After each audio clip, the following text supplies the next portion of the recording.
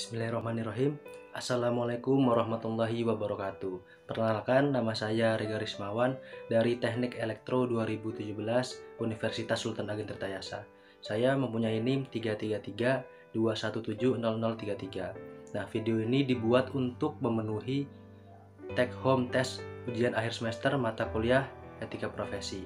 Di sini saya akan berpendapat tentang beberapa hal yang pastinya bisa bermanfaat bagi kita semua. Yang pertama adalah pendapat tentang bagaimana erupsi digital yang sudah terjadi pada hari ini. Era disrupsi digital sudah terjadi dan akan merubah pandangan kita tentang berbagai bidang di dunia ini, bahkan bidang pendidikan. Kalau kita tidak melakukan perubahan, akan membuat shock dan masalah di mana-mana di dunia ini. Akan diguncang oleh banyaknya digital yang berbasis more for less dan more for zero. Tentu hal ini akan merubah bidang-bidang yang masih menggunakan sistem tradisional. Pendapat awal saya tentang hal di atas adalah saya sebelum mengetahui lebih banyak tentang era disrupsi digital ini, saya akan artikan secara sederhana. Apa itu era disrupsi digital? Era disrupsi digital adalah di mana sebuah lompatan perubahan yang sangat begitu cepat terjadi di dunia ini. Sistem yang lama akan dirubah menjadi sistem-sistem yang baru. Dan disrupsi digital ini kalau kita gabungkan era disrupsi dengan digital akan diartikan sebagai mengubah teknologi yang lama yang awalnya kita ketahui bahwa teknologi itu diawali dengan revolusi industri. Revolusi industri ini sudah beberapa kali berubah. Awalnya revolusi industri 1.0, yang kedua revolusi industri 2.0, revolusi industri 3.0, revolusi industri 4.0, bahkan pada hari ini sudah mencapai society 5.0 yang sudah diperkenalkan oleh pemerintah. Memang era disrupsi digital ini sudah kita tidak bisa hindari lagi. Apalagi semua di dunia ini sudah berbasis digital. Kita setiap hari pasti sudah menggunakan yang namanya digital seperti smartphone, laptop, handphone, dan yang lainnya. Nah, era disrupsi digital ini setelah perkembangan itu sangat begitu cepat yang mengubah banyak teknologi yang berbentuk fisik menghasilkan sesuatu yang benar-benar baru, lebih bermanfaat, serta lebih efisien dan cepat. Dan kalau kita lihat, memang era disrupsi ini sudah bisa membuat kita sebagai manusia bisa bekerja dengan lebih efisien, lebih cepat, dan pastinya lebih efektif lagi. Tapi bagaimana dengan mereka, orang-orang yang masih menggunakan teknologi-teknologi tradisional? Seperti contoh adalah orang yang berjualan. Nah, orang yang berjualan ini kan kalau kita lihat di kota-kota memang sudah banyak yang sudah menggunakan digitalisasi sebagai penjualannya. Mereka sudah menggunakan smartphone, handphone, ataupun yang lainnya untuk menjual barang-barang mereka. Mereka sudah masukkan ke marketplace, sudah melakukan penjualan ke sosial media, baik Instagram, Facebook, dan yang lainnya. Nah, mereka ini orang-orang yang masih menggunakan cara-cara tradisional yang lama ini harus mengetahui bahwa pada hari ini sudah berubah eranya. Sudah kita tidak bisa lagi menggunakan cara-cara tradisional untuk berusaha, untuk memulai bisnis dan yang lainnya. Di sini sudah yang namanya berbasis digital. Untuk itu, kalau saya melihat pandangan saya, bagaimana dengan orang-orang tradisional ini, kita harus mensosialisasikannya. Apalagi saya sebagai mahasiswa yang katanya agent of change, agen perubahan, harus merubah pandangan masyarakat. Kita harus mensosialisasikan bahwa digital, sekarang ini udah digital loh. Sekarang ini sudah waktunya merubah sistem dunia ini. Kita sudah tidak bisa lagi menggunakan sistem-sistem yang lama. Setelah kita membahas pendapat saya tentang era disrupsi digital ini dan bagaimana dengan orang-orang yang masih menggunakan sistem-sistem tradisional, selanjutnya saya akan memberikan pendapat saya tentang persiapan apa yang harus saya lakukan agar siap menjadi calon pekerja nanti di masa depan. Nah, untuk bagaimana saya bisa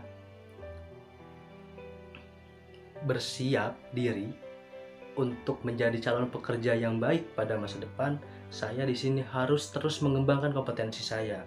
Karena di dunia perusahaan sekarang, di dunia kerja sekarang, yang sangat dibutuhkan adalah bukan hanya ijazah, tapi kompetensi dari diri kita sendiri. Kita tahu bahwa perusahaan-perusahaan besar seperti Google, Facebook, Microsoft, dan yang lainnya, mereka sudah tidak melihat ijazah kita lagi, tapi lebih melihat kompetensi kita.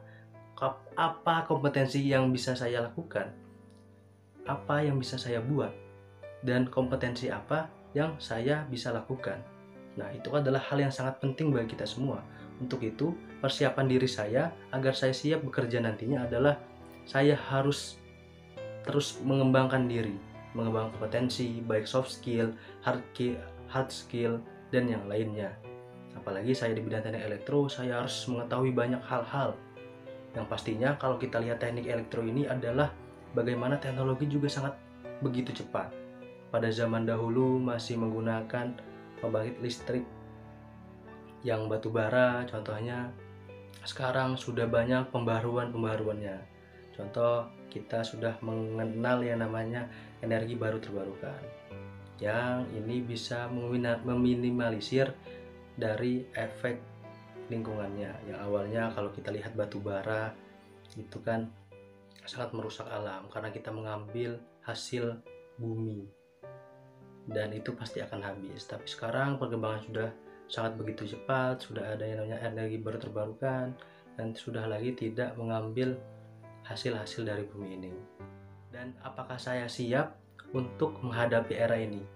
Ya, pastinya saya siap untuk menghadapi era disrupsi digital ini, dan saya siap untuk terus melakukan persiapan yang matang agar saya bisa menjadi calon pekerja atau calon tenaga kerja di masa depan yang lebih baik lagi. Dan yang terakhir adalah bagaimana saya di sini bisa survive di era pada hari ini. Sudah dikatakan tadi bahwa ketika kita ingin bertahan di era ini, kita harus terus mengasah kompetensi yang kita punya. Soft skill kita harus asah, hard skill harus kita asah, dan pastinya perkembangan teknologi yang terus-menerus berkembang ini kita harus ikuti. Kita harus tetap mengikuti dan pastinya mempelajari dan memahami perkembangan-perkembangan yang sudah terjadi dan bahkan akan terjadi pada hari ini. Bagaimana dengan etika profesinya? Apakah etika profesi itu penting untuk kita bisa survive dan bisa nantinya bersaing dengan yang lainnya, ataupun kita bisa bertahan di era ini? Ya, pastinya etika profesi tetap hal yang sangat penting. Kenapa bisa begitu? Karena etika profesi ini mengajarkan kita tentang banyak hal, tentang bagaimana kita ini bisa bekerja dengan lebih baik nantinya di perusahaan ataupun di lapangan pekerjaan nantinya. Kita di etika profesi kan banyak sekali diajarkan hal-hal yang sangat penting. Nah, salah satunya adalah tentang bagaimana cara kita berkomunikasi dengan baik sesama pekerja ataupun sesama karyawan yang lainnya, bagaimana kita berkomunikasi dengan baik dengan atasan kita ataupun bawahan kita nantinya.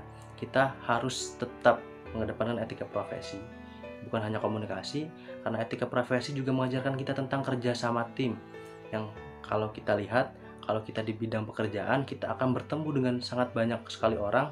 Kita juga harus bisa berkomunikasi dengan baik dengan mereka dan pastinya bisa kerjasama tim dengan mereka.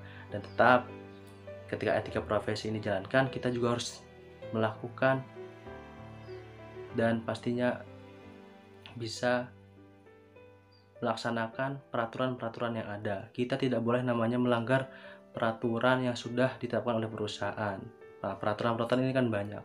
Kalau kita nantinya menyampaikan etika profesi kita ketika bekerja nanti, ketika kita nanti sudah di bidang profesional, maka kita nantinya akan salah dan pastinya kita tidak akan bisa bertahan di perusahaan, bahkan di era ini tidak bisa bertahan, karena etika profesi adalah hal yang sangat penting bagi diri saya, yang mungkin kalian, dan bagi kita semua. Karena etika profesi adalah tetap yang paling penting bagi kita semua. Mungkin itu saja yang bisa saya sampaikan pada pendapat saya kali ini, pada video kali ini. Saya di sini memohon maaf kalau ada kata-kata yang salah dari saya, karena kebenaran hanya milik Allah Subhanahu wa taala dan kesalahan datangnya dari saya sendiri. Kurang lebihnya mohon maaf. Wallahul muwaffiq Ila Wassalamualaikum warahmatullahi wabarakatuh.